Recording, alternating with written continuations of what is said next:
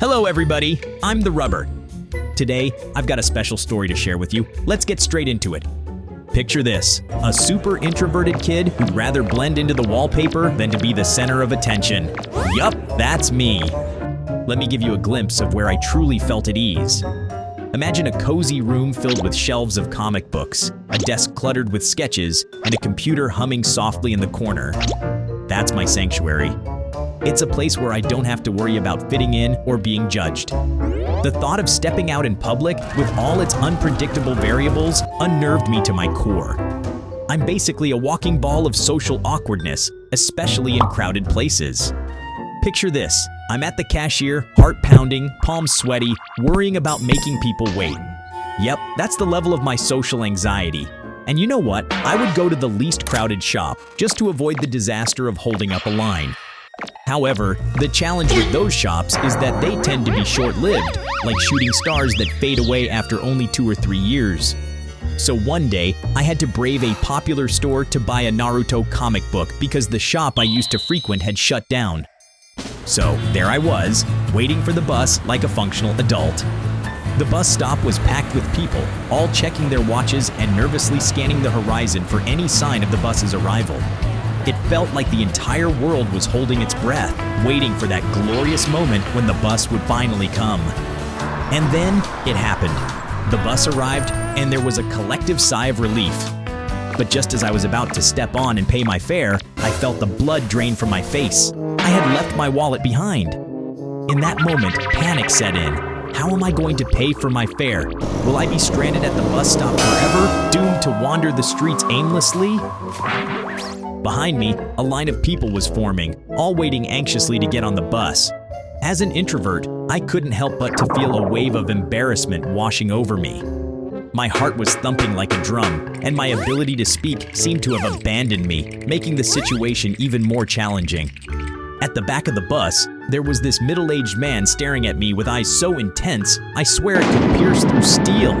I mean, talk about pressure. It was like I was under some sort of spotlight, and it's never a good thing for an introvert like me. And his gaze, man, it was piercing through my soul. Almost as if he was thinking, "Why are you wasting my precious time? Can't you see I'm a busy villain?" Yeah, that's right. I felt like I was in the presence of a supervillain. And to him, I was just an inconvenience, an annoyance to be smited in his master plan. Then, suddenly, he got up and walked over to me. The suspense was unbearable. Like a scene straight out of a thriller movie, I could almost hear the movie's soundtrack playing in my mind. As he lumbered towards me, my mind began to conjure up all sorts of wild scenarios. Will he zap me with a death ray hidden in his watch? Or perhaps use a mind control device to make me expose my inner insecurities to the crowd? He looked as if he was about to launch into a monologue about how he planned to take over the world and how my bus fare blunder had foiled his master plan. In my mind, he pulled a giant hourglass from his coat, declaring, "This is the Time Taker 3000. Because of you, I've lost valuable minutes that I will now reclaim." And with a maniacal laugh, he turned the hourglass over, causing time to rewind and my former wallet-having self to step onto the bus. I waited with my heart pounding for the time-altering spectacle that was sure to come. But when the music in my mind stopped, he extended his hand, not in accusation, but in kindness. "You didn't bring money, did you? I have extra. Take it." His words came in like a lifeline in a sea of embarrassment. I was stunned, in awe, unable to find the right words to express my appreciation. You know, that moment when someone does something so amazing or generous that all you can do is give them a silent nod of gratitude.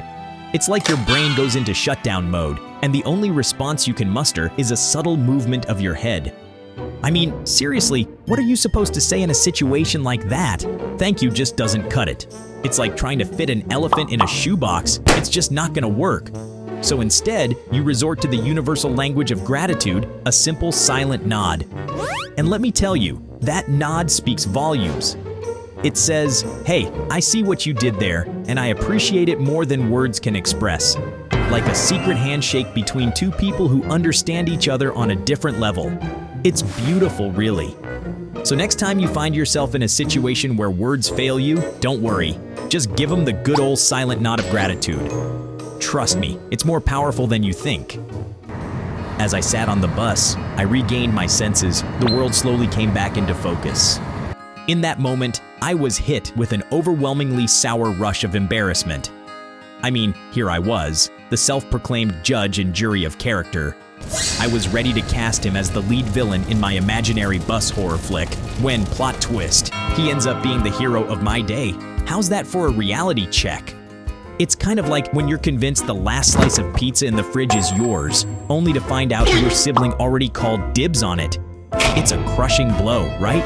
Yes, I compared my false judgment to a slice of pizza because, let's be honest, pizza is something we can all relate to.